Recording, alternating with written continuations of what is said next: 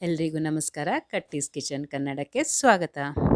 ಏನು ಬರೀ ಉಪ್ಪಿನಕಾಯಿನೇ ತೋರಿಸ್ತಾ ಇದ್ದೀರಾ ಅನ್ಕೋತೀರಾ? ಹಾಗಲ್ಲ. ಮನೆಯಲ್ಲಿ 2-3 ವೆರೈಟಿ ಉಪ್ಪಿನಕಾಯಿ ಇದ್ದರೆ ಒಂದು ಬೇಜಾರಾದರೆ ಇನ್ನೊಂದಿರುತ್ತೆ. ಜಾಸ್ತಿ ಮಾಡೋದು ಬೇಡ, 2 3 ಕಾಯ್ದು ಮಾಡಿದರೆ ತುಂಬ ಚೆನ್ನಾಗಿ ವೆರೈಟೀಸ್ ಮನೆಯಲ್ಲೇ ಇಟ್ಕೋಬೋದು. ಇದಕ್ಕೆ ಮನೆಯಲ್ಲಿರೋ ಇಂಗ್ರೀಡಿಯೆಂಟ್ಸೇ ಸಾಕಾಗುತ್ತೆ. ನೋಡಿ ಎಷ್ಟೊಂದು ಡಿಫ್ರೆಂಟ್ ಆಗಿದೆ ಈ ಉಪ್ಪಿನಕಾಯಿ. ಪಂಜಾಬಿ ಸ್ಟೈಲ್ ಡಾಬಾದಲ್ಲಿ ಕೊಟ್ಟಾಗ ಹಾಗೆ ಖುಷಿಯಾಗಿ ಪರಾಟ ಜೊತೆಗೆ ಹಚ್ಕೊಂಡು ತಿಂತೀವಿ ಆ ಡಾಬಾದಲ್ಲಿ ಉಪ್ಪಿನಕಾಯಿ. ಅದನ್ನೇ ಮನೆಯಲ್ಲಿ ಆ ಥರ ಮಸಾಲೆ ಉಪ್ಪಿನಕಾಯಿ ಮಾಡಿಟ್ಕೊಂಡ್ರೆ ಎಷ್ಟು ಚೆನ್ನಾಗಿರುತ್ತೆ, ಇಷ್ಟಪಟ್ಟು ತಿಂತಾರೆ ಎಲ್ಲರೂ. ಟೈಮ್ ಅರ್ಧ ಗಂಟೆಗಿಂತ ಜಾಸ್ತಿನೂ ತೊಗೊಳ್ಳಲ್ಲ. ಡೆಫಿನೆಟ್ಲಿ ಟ್ರೈ ಮಾಡಿ ನೋಡಿ, ತುಂಬ ಚೆನ್ನಾಗಿರುತ್ತೆ. ಮನೆಯಲ್ಲಿ 2-3 ವೆರೈಟಿ ಇದ್ದರೆ ನಮಗೂ ಖುಷಿ ಅನಿಸುತ್ತೆ ಡಿಫ್ರೆಂಟಾಗಿ ಸರ್ವ್ ಮಾಡೋಕ್ಕೆ. ತರಕಾರಿ ಒಂದೊಂದು ದಿನ ಮಾಡದೇ ಇದ್ದರೂ ಸರಿ ಹೋಗಿಬಿಡತ್ತೆ. ಇದಕ್ಕೆ ನಾನು 1 kg ಇಡ್ಲಿ ಇದು ಲೆಕ್ಕದಿಂದ ತೊಗೊಂಡಿರೋದು. 1 kg ಮಾವಿನಕಾಯಿ ತೊಗೊಂಡಿರೋದು.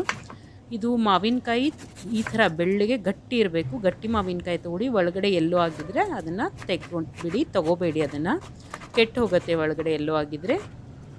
ಈ ಥರ ಗಟ್ಟಿ ಇರೋ ಮಾವಿನಕಾಯಿ 1 kg. ಈಗ ನಾನು ಈ ಸೈಜ್ ಹೆಚ್ಕೊಂಡಿದ್ದೀನಿ. ನಿಮ್ಗೆ ಇಷ್ಟ ಬಂದಿರೋ ಸೈಜಿಗೆ ನೀವು ಕಟ್ ಮಾಡ್ಕೋಬೋದು. ಈಗ 1 kg ಮಾವಿನಕಾಯಿಗೆ 1/4 ಕಪ್ಪಷ್ಟು ಬಡೆ ಸೊಪ್ಪು ಅಂತ ಹೇಳ್ತಾರಲ್ಲ, ಮೌತ್ ಫ್ರೆಶ್ನರ್ ಬಡೆ ಸೊಪ್ಪನ್ನು ನಾನು ಹುರ್ಕೊಂಡಿದ್ದೀನಿ ಗೋಲ್ಡನ್ ಬ್ರೌನ್ವರೆಗೂ. 2 ಚಮಚೆ ಮೆಂತ್ಯ ಕಾಳು ಹುರ್ಕೊಂಡಿದ್ದೀನಿ. ಎಲ್ಲನೂ ಸಪ್ರೇಟಾಗಿ ಹುರ್ಕೊಳ್ಳಿ. ಅವು ಒಂದೇ ರೀತಿಯ ಇರಲ್ಲ, ಎಲ್ಲನೂ ಅದರದ್ದೇ ಆ ಟೈಮ್ ತೊಗೊಳತ್ತೆ ಹುರಿಯೋಕ್ಕೆ. ಗೋಲ್ಡನ್ ಬ್ರೌನ್ವರೆಗೂ ಮೆಂತ್ಯ ಕಾಳು ಹುರ್ಕೊಂಡಿರೋದು 2 ಚಮಚೆ.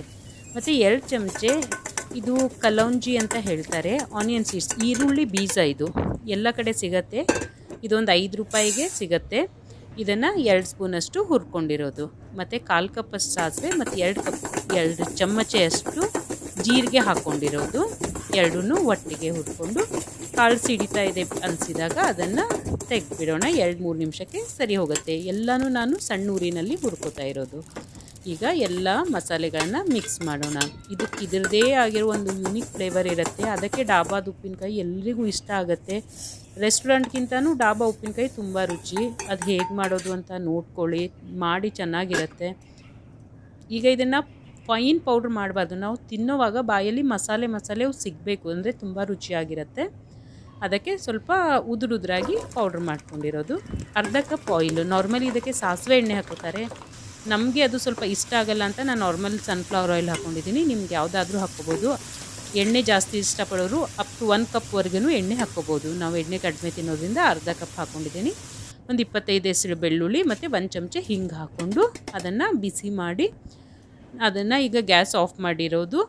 ಈಗ ಪೂರ್ತಿ ತಣ್ಣಗಾದಮೇಲೆ ಮಸಾಲೆ ಜೊತೆಗೆ ಅದನ್ನು ಮಿಕ್ಸ್ ಮಾಡೋಣ. ಬಿಸಿ ಇದ್ದಾಗ ಮಾಡಬೇಡಿ. ನಾವು ಮಾಡಿಟ್ಕೊಂಡಿರೋ ಮಸಾಲೆಗೆ 1/4 ಕಪ್ಪಷ್ಟು ಉಪ್ಪು, 1/4 ಕಪ್ಪಷ್ಟು ಖಾರದ ಪುಡಿ ಹಾಕಿ ಮಿಕ್ಸ್ ಮಾಡ್ಕೊಂಡಿರೋದು. ಈಗ ಎಣ್ಣೆ ತಣ್ಣಗಾಗಿದೆ, ಅದನ್ನು ಚೆನ್ನಾಗಿ ಮಿಕ್ಸ್ ಮಾಡೋಣ. ಈಗ ಮಸಾಲೆ, ಉಪ್ಪು, ಖಾರದ ಪುಡಿ ಜೊತೆಗೆ ಎಣ್ಣೆ ಮಿಕ್ಸ್ ಆಯಿತು. ಇದನ್ನು ಹೀಗೆ ಒಂದು 2-3 ಮಿನಿಟ್ಸ್ ಚೆನ್ನಾಗಿ ಮಿಕ್ಸ್ ಮಾಡೋಣ. ಎಲ್ಲೂ ಒಣ ಇಲ್ಲಪ್ಪ, ನಮ್ಮದು ಮಸಾಲೆ ಎಲ್ಲ ಮಿಕ್ಸ್ ಆಗಿದೆ ಚೆನ್ನಾಗಿ ಎಣ್ಣೆ ಜೊತೆಗೆ ಅಂದ್ಕೊಂಡಾಗ ಈಗ ಹೋಳು ಹಾಕ್ಕೊಂಡು ಕಲಿಸ್ಕೊಳ್ಳೋಣ.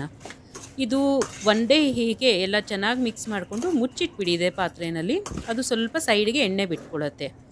ಇದು ಎಣ್ಣೆ ಬಿಟ್ಕೊಂಡಿಂದ ಸ್ಟೋರ್ ಮಾಡ್ಕೊಳ್ಳೋಣ. ಈಗ ನೋಡಿ, ನೆಕ್ಸ್ಟ್ ಡೇ ನಾನು ಮಾರ್ನಿಂಗಿಗೆ ಅದನ್ನು ತೆಗೆದ್ಬಿಟ್ಟು ಸ್ಟೋರ್ ಮಾಡಿದ್ದೆ. ರಾತ್ರಿ ಪೂರ್ತಿ ಹಾಗೆ ಇಟ್ಟಿದ್ದು. ಈಗ ನೆಕ್ಸ್ಟ್ ಡೇ ಮಾರ್ನಿಂಗ್ ಅದು ಈ ಥರ ಕಾಣಿಸ್ತಾ ಇದೆ ನೋಡಿ. ಆಲ್ರೆಡಿ ಎಣ್ಣೆ ಬಿಟ್ಕೊಂಡಿದೆ, ಉಪ್ಪು ನೀರು ಬಿಟ್ಟಿರುತ್ತೆ, ಸ್ವಲ್ಪ ಸಾಫ್ಟಾಗಿರುತ್ತೆ. ನೆಕ್ಸ್ಟ್ 2-3 ಡೇಸಿಂದ ಇನ್ನೂ ಎಣ್ಣೆ ಅನಿಸುತ್ತೆ ಹೊರಗಡೆ. ಆದರೆ ನೀವು ಎಣ್ಣೆ ಜಾಸ್ತಿ ಹಾಕ್ಕೊಂಡ್ರೆ ಈ ಪ್ರಾಬ್ಲಮೇ ಬರಲ್ಲ. ನೀವು ಇಮಿಡಿಯೇಟಾಗಿಯೂ ಸ್ಟೋರ್ ಮಾಡ್ಬೋದು. ಇದು ಸ್ಮೋಕಿ ಸ್ಮೆಲ್ ಇರುತ್ತೆ ಒಳಗಡೆ. ಪಂಜಾಬಿ ತಂದೂರಿ ಫ್ಲೇವರ್ ಹೇಗೆ ಕೊಡೋದು ಉಪ್ಪಿನಕಾಯಿಗೆ ಅಂತ ನೋಡಿ. ಇದ್ಲು ತೊಗೊಂಡಿರೋದು. ಇದ್ಲನ್ನು ಚೆನ್ನಾಗಿ ಗ್ಯಾಸ್ ಮೇಲಿಟ್ಟು ಕೆಂಡ ಥರ ಮಾಡ್ಕೊಂಡಿದ್ದೀನಿ. ಅದರ ಮೇಲೆ ಒಂದು ಅರ್ಧ ಚಮಚಷ್ಟು ಹಿಂಗೆ ಹಾಕಿರೋದು. ಅರ್ಧ ಚಮಚ ಹಿಂಗು ಈಗ ಹೀಗೆ ಹೊಗೆ ಬರ್ತಾ ಇದೆಲ್ಲ, ಹೀಗಿದ್ದಾಗ ಅದರ ಮೇಲೆ ತೊಳೆದು ಒಣಗಿಸಿಟ್ಕೊಂಡಿರೋ ಗಾಜಿನ ಬಾಟ್ಲನ್ನ ಹಾಕಿಬಿಡೋಣ.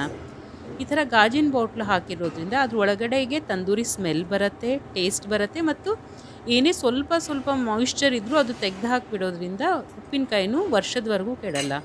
ಈ ಥರನೇ ಪಂಜಾಬಲ್ಲಿ ಮಾಡೋದ್ರಿಂದ ಅವ್ರದ್ದೊಂದೇನೋ ಬೇರೆ ಥರ ಮಸಾಲೆ ಫ್ಲೇವರ್ ಇರುತ್ತೆ.